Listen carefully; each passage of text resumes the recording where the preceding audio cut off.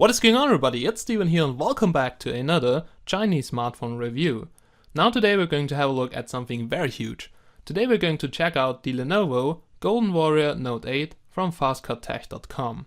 Now it's also called the Lenovo A936, so that's actually the real model number.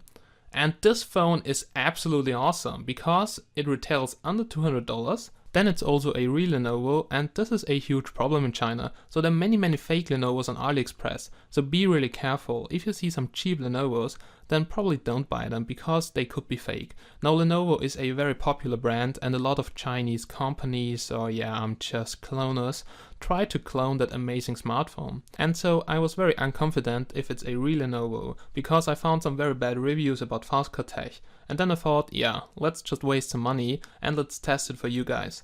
And actually I got the product, and here you can see it. It's a real Lenovo. I've tested it with MTK Droid tools. This is definitely not a fake one. And there are many bad reviews from Fastcuttech, but I think they're from the past. So currently I really had no problem with them, and it was amazingly cheap. So $179 with shipping, that was absolutely great. Then as always, the link is down below in the description. Feel free to check it out. Now please don't buy Lenovos from AliExpress, or just buy them if you're really sure that the seller is legit, because there are so many scammers out there. Be careful. I read every day on China devices, hey, I got my new Lenovo and it's just a dual core or some other crap. So be careful, don't waste your money, and now I would say let's get started and let's have a look at the Lenovo A936. Alrighty guys, so as always, let's quickly check out the specs of the phone. Now the Note 8 comes with the new MediaTEK Octa Core. This Octa Core chipset is running at 1.7 GHz, so it's probably the fastest chipset which you can get on a China phone right now, if you don't take a Qualcomm device. Now the MediaTEK also comes with GPS, with Wi-Fi and Bluetooth integrated, and also MTK's hot nod, so that's something similar to NFC, but we'll talk about this a bit later. Then as I've said before, this thing here is damn huge. Now it's even bigger than my Galaxy Note 4, and already the Galaxy Note 4 is a very big smartphone. But this one here is ultra huge. So it comes with a 6-inch 720p IPS display. And I didn't expect that it actually looks quite sharp, because I just saw the specs, 6 inches, very big, and just 720p, but I have to say it looks absolutely sharp and it's definitely enough. Now Full HD would look better, but in my opinion for the price, definitely more than okay. Then it should also come with a pretty good camera. So a Sony sensor, 13 megapixel, and the front-facing camera should have 5 megapixel. I don't know which sensor. But anyway, the camera quality looks very good, but I'm not really sure if it's a Sony sensor, so I cannot look into the device, but the camera quality is definitely okay. It comes with 2 GB of RAM, which is quite common for the MediaTEK plus 8 GB of ROM, which is not very much, but just keep in mind it's below $200. Now GPS, as I've said, GLONASS, Wi-Fi, everything on board. And the battery is also quite huge because it's a 6-inch display, that's almost a tablet. Now the battery size is 3300 mAh. Not really sure if it's correct, but Lenovo is a brand which you can trust, and I have to say the battery lifetime is quite good. So one day on that big smartphone possible, and also on my Galaxy Note 4 nothing more than one day is actually possible. Now, I just forgot to tell you the frequencies. Now it comes with 4G LTE, 3G and 2G. You can find the frequencies down below in the description if you click the link. So everything here is in Chinese, and also the ROM is in Chinese. That's the only downside. But let's just have a look at the smartphone to see how it looks and what you can find inside of the box. Okay guys, then as always, here's a quick unboxing, and let's see what we can find inside of the box. First of all, everything is in Chinese. The user manual and also the ROM.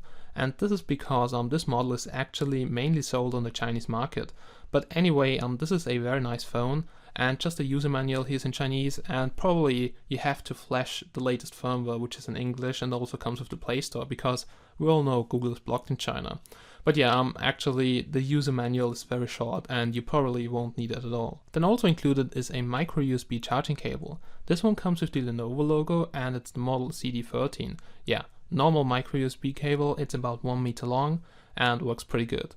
Then also included is a charger, but the only problem with the charger is that it doesn't come with the correct power socket connector for my country, but an adapter was included, that's pretty good.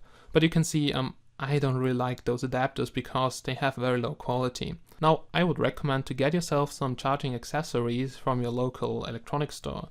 And you should definitely get a charger which is capable of outputting 7.5 watts, because this is something like a quick charger, and with 5 watts it will maybe charge very slow. So this is a 7.5 watt charger, comes with the American power socket connector, and this is definitely not for my country, so I would have to use a adapter. Alright, ladies and gentlemen, so that's basically it. Comes here in this package here, as you can see. And now I would say let's have a look at the Lenovo Note 8. Then as always, before we have a closer look at the smartphone, let's just have a quick look on how it looks from the outside and how it feels to use it.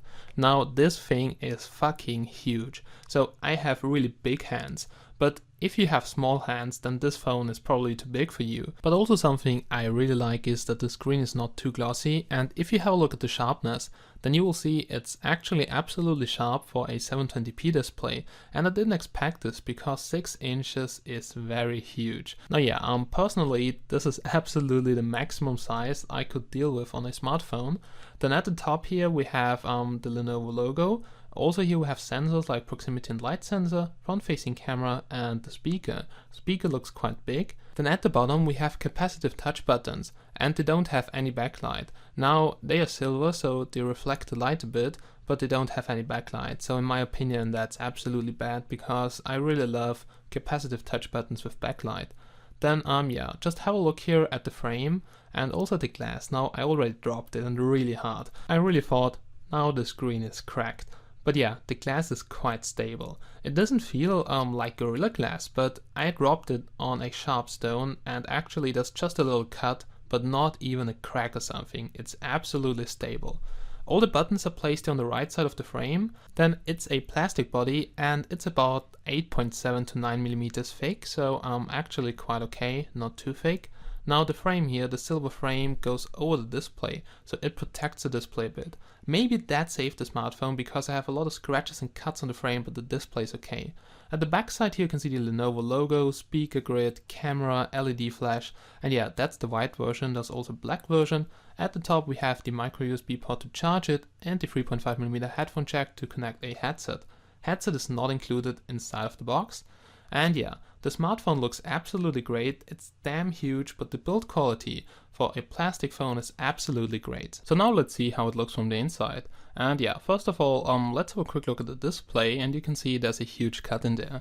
I dropped it on a very sharp stone, and yeah, I really thought it's dead, but you can see it's quite stable. And the plastic frame around the phone now looks really bad because it has a lot of scratches and cuts, but I think it somehow protects the display. Now the back cover, as I've said before, is removable, and you can easily remove it here with your finger. Just start here at the top side, and in there's actually nothing. No NFC antenna, no wireless charging contacts or anything, so this is a normal back cover with a speaker grid, and that's basically it. Now let's have a look here at the smartphone from the inside, and this is how it looks like. Very simple, as you can see. Now let's quickly remove the battery, and the battery has a lot of Chinese signs on there. And we can see here that it should be a 3300 mAh battery, voltage 3.7 volts, and yeah, this one here is very thin, as you can see, and that's why I'm not really sure about the capacity. Now the battery is huge, but it's very thin, so maybe the capacity is not really 3300, so maybe 2800 to 3000 could be realistic, but the battery lifetime is about 1 day. Then here you can see how it looks from the inside. We have the Lenovo sticker, warranty sealing. So yeah, this is definitely a real Lenovo. And also a quick tip, just check the Lenovo model number, which the seller has on their page on the Lenovo website, because mostly the model number actually doesn't exist, and this is also how you spot a fake Lenovo. Then it comes with 2 SIM card slots. SIM 1 supports LTE, SIM 2 not, and 2 micro SIM card slots, as you can see. Also 1 TF card slot, some micro SD cards, and you can upgrade it to 64 gigs or even more. Here you can see the speaker, so it's placed at the top. That's a bit uncommon. And last but not least, the rear camera and the LED flash is placed in the left top corner. So yeah, that's basically it. And now let me reattach the battery and the back cover, and then let's see how the Lenovo Note 8 performs. Okay guys, so we're now here in Android on the Lenovo, and actually this is Vibe UI. Now it's based on Android, but it's something like a custom ROM on a lot of Lenovo smartphones, just like MIUI for instance. It's very similar to MIUI because we also don't have a menu and the buttons here look different. But yeah, let's just check it out. Let's go here to settings and system. And when I got the smartphone, it was completely in Chinese and without Google Apps. So I flashed Vibe UI here from Nvram.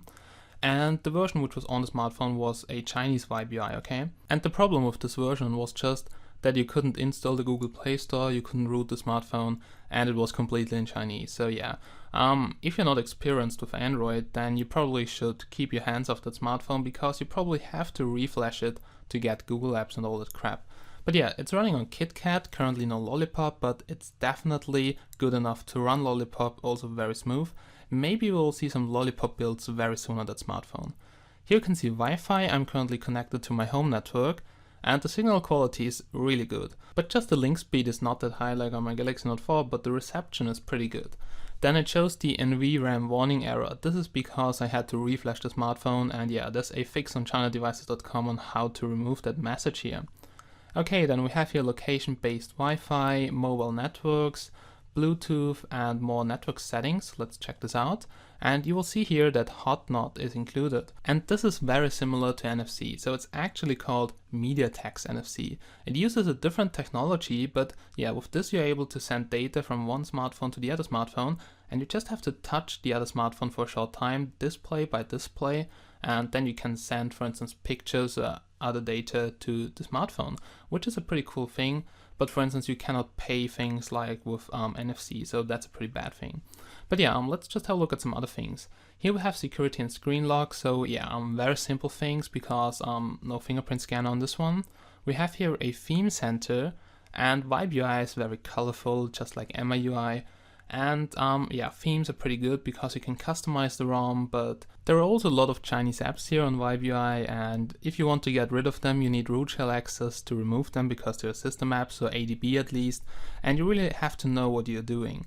Then here we have a power manager, and this is absolutely great, and it really looks like the kernel has been improved, because there's a power manager, and if you grant this root shell access, you can activate power saving mode, you can shut off some cores from the GPU, it downclocks automatically, and this really saves a lot of power, and this is absolutely great. Now the kernel on the old chipset was mostly really shitty, and you couldn't do anything, and also the battery lifetime wasn't that good. But here on that smartphone, it's a very big smartphone, but one day is definitely possible. Here you can see storage. The only downside is this phone only comes with 8 GB. But yeah, they have to reduce the cost somewhere because it only retails under $200. And they saved some costs here on the body, on the internal storage and the display. But I have to say the display looks very colorful. Then let's have a look here at apps and apps running in the background. Now what we see here is that Vibe UI is actually pretty good optimized, because it only takes about 600 megabytes, and we have a lot of background applications like Facebook already take 75 megabytes, and you still have 1.3 gigabyte left for a lot of apps, games, or whatever you want to. That looks pretty okay, but there are a lot of Chinese apps here on the smartphone which you should definitely remove because yeah, actually you don't know what they're doing. Okay, so that's basically it from the settings. All in all here, the launcher, everything perfectly smooth. But as you can see, there's no menu, just like in MIUI, and that's also why it's probably called Vibe UI or something, because it's very similar. Now let's have a look at the Android status bar. In here we have the quick toggles, they look absolutely cool. We have Wi-Fi, Bluetooth, GPS and all the basic things, but also in here power saving mode and the flashlight. And the LED looks pretty good, so at least the color, it's very white, not yellow, indicates it's a good LED, but it's not too bright. Now for photos at night, probably not the best thing. A dual LED flash would be better, but yeah, they just need to save costs, and that's why we have a single LED flash. Then you can customize here the quick toggle, so you can add new ones, and that's a pretty cool thing here on Vibe UI. But you really have to get used to it. Now it looks a bit different, and sometimes I'm just looking for the menu button and then I realize, hey, there is no menu button. But yeah, let's just have a look at the basic applications here. Here the dial application. The phone works perfectly nice in my country, but just before you buy it, just check if the frequencies which your provider is using just match with the phone frequencies, because otherwise it could be possible that the phone is not working in your country. But don't worry guys, so the 64-bit smartphones are also called world phones because they come with a modem with a lot of frequencies, quad-band GSM, quad-band 3G and some 4G frequencies, so it works almost in every country. But just to be sure, make sure that the frequencies match. Then let's do a quick test call, and yeah, let's hear the speaker quality, so there we go. And the speaker quality is pretty good, it's loud, but at maximum you can hear it sounds a bit crispy. But yeah, that's mostly on a lot of China phones. I would say the speaker quality is okay. It's a bit strange that the speaker is placed at the top side. So this also sounds a bit different, because usually you cover the speaker, for instance, with your hand. But here on this smartphone, you actually hear it from the top. Sounds a bit strange, but it's okay. Let's also quickly try to type a message. And typing on the smartphone feels absolutely awesome. No ghost touches, 5-point capacitive touchscreen. And yeah, you can see the letters on the keyboard are very big. You can also split the keyboard, and it just feels totally awesome to type on the smartphone. Now, I would say let's have a look at the most important application here, which is the camera application, because the camera on that smartphone is actually not too bad. So let's go outside and let's test it. Alrighty guys, so we're now here outside in my garden, and here you can see the rear camera of the Lenovo Note 8. And yeah, it looks pretty good. The colors here look absolutely great. It's not laggy, there's automatic focus, so it focuses from time to time, as you can see. When you press the shutter, it captures a photo pretty fast. We have working tab autofocus. We also have video mode, we'll test it here a bit later. Then the rear camera should have 13 megapixels. Now, yeah, pictures maybe don't look that good, but there will be some samples down below in the description. Then a pretty cool thing here in this camera application is that there's a slider to zoom in and out. On some other phones you have to use the volume rocker, so just have to use 2 fingers on the display, but here that's pretty cool, and it looks also quite good when zoomed in. It's just digital zoom, but yeah, looks quite okay in my opinion. Then let's switch quickly to the front-facing camera, and the camera looks absolutely great. Now it's a bit wide angle, not too much wide angle, so it could be a bit more, but the colors, the resolution here looks absolutely great. It's a big screen here on the smartphone, but you can see everything here is sharp, and the colors look very natural. Also, you can use here some effects, and the resolution is definitely 5 megapixels, so the front-facing camera is definitely good. Then let's have a look here at the settings, and the maximum picture size here is 30 megapixels, that's true, but I'm not really sure about the sensor. Now it could be a Sony sensor, but also could not be a Sony sensor. But you will see some samples down below in the description, just decide for yourself. Do they look good or do they not look good? Here in video mode we have EIS, which helps you that your videos don't get too shaky. You can set the video quality and the focus mode. So sorry, some things here are in German, because I did set the phone to German and I forgot to set it back to English. But yeah, here you have just the basic things like ISO, exposure and all that crap. Then at the top here you also have some effects. You can disable the flash here in video mode and photo mode, color effects, like for instance the aqua, hipster filters, or whatever you want to. And I have to say the camera quality looks quite okay. You will see some samples in the description and also now in the video, so I quickly want to show you some samples a friend sent me. So here's the first one, a close-up of a book, and it was quite dark in the room, and you can see the ISO is not too high. Also when it's quite dark you can capture some pretty good looking photos. Close-ups look absolutely sharp. In the distance it gets a bit blurry like on the most smartphones. But you will see some outdoor samples tomorrow probably, because I have to upload them to China devices, because I gave that smartphone to a friend who needed a smartphone pretty fast because he cracked his old one, and I forgot to copy the sample pics and videos, and he did a factory reset and boom, everything is gone. But yeah, tomorrow I will upload them to China devices. Here you can see some samples in low lighting, so yeah, they look pretty good. I can say close-ups look absolutely great. In the distance it gets a bit blurry, but also the zoom and everything looks quite okay here on the Lenovo Note 8. So yeah, we're now here back in Android on the home screen, and yeah, there is no menu, so we have to check out all the remaining apps here on the home screen, and it comes with many apps pre-installed. Now before I had the Chinese version, and some apps here are left from the Chinese version, or they're also in the other version, and I would definitely recommend to get rid of them, because you get notifications from them and it really sucks. So this ROM here comes with the Google Play Store, but by default there was no Play Store or any Google app on the smartphone. Now it came with the Chinese version of Vibe UI, and I had to download the latest multi-language ROM from Nvram, which also comes with the Google Play Store. Because we know Google is blocked in China and they use some alternative Play Store or something, we can also download apps for free. That's pretty crazy. Then yeah, we have here GPS test, we'll have a look at this a bit later, and this ROM came pre-rooted. Now I don't think that the stock ROM here was also pre-rooted, but you can easily root it with iRoot because it's not Lollipop, it's still KitKat. Yeah, we have here also some Google apps like YouTube. Everything here is working, but you have to install it probably. Okay guys, now we have here also a menu button, And YBI is very customizable, so you have different themes and you can download them here from the theme store or actually theme center. And in the theme center there are pretty cool themes, so they're very colorful, they have some nice backgrounds, nice buttons, and yeah, some of them are in Chinese, so you have to be a bit careful with this. But trust me guys, there will be a lot of custom ROMs for this one, because if you now just check Nvram and you just search for Lenovo A936, then you can also see some custom ROMs. So this phone is very popular and you will have a lot of ROM support. And we all know Lenovo is a pretty good brand. Some business guys use their laptops and also their smartphones are pretty nice. Alright guys, then let's do a quick GPS test. Here's a quick GPS test in the GPS test application. And yeah, GPS works absolutely great on the 64-bit smartphones. And the accuracy is right now, while I'm driving, about 9 feet. And there are 13 satellites in view, 9 in use. Just as a quick comparison, on my Galaxy Note 4 I have something like 20, 22 in view and about 15 to 17 in use. So on some really high quality GPS chipsets you have a bit more satellites in use than here in view, for instance. It should not make a huge difference in the most cases because the accuracy right now is as good like on my Galaxy Note 4. But for instance, if you drive somewhere and you lose some satellites, then you will probably have a better signal on the Galaxy S4 than here on this one here, because if you lose here for instance 4 satellites, then you use half of the signal strength and then the accuracy will go up. But anyway, I can just say GPS works absolutely great. I tested it for 2 days, absolutely no problem with navigation. As always, here's also a quick navigation test in Cygic Offline Navigation, a pretty nice app because you have some trial and you can just install it on a brand new smartphone, then you can use it for 7 days and actually you have to pay for it, but there's a trial phase and it's a offline map navigation. You don't need internet for this, so it's absolutely great and would be definitely worth the money.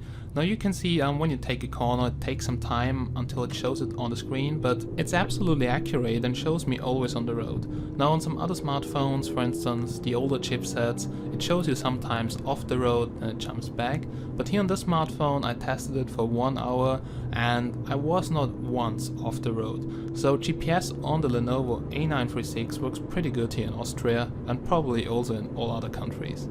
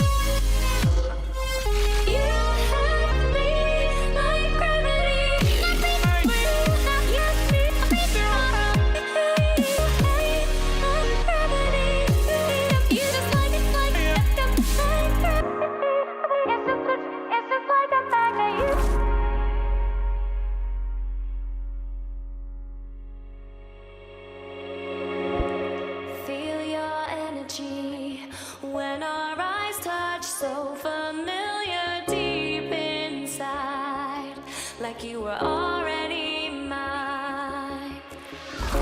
Surreal to me, how you make me feel wild and calm at the same time. Never felt so alive. Thought I was crazy until I reached out and saw your hand there waiting for mine, like the stars had all aligned.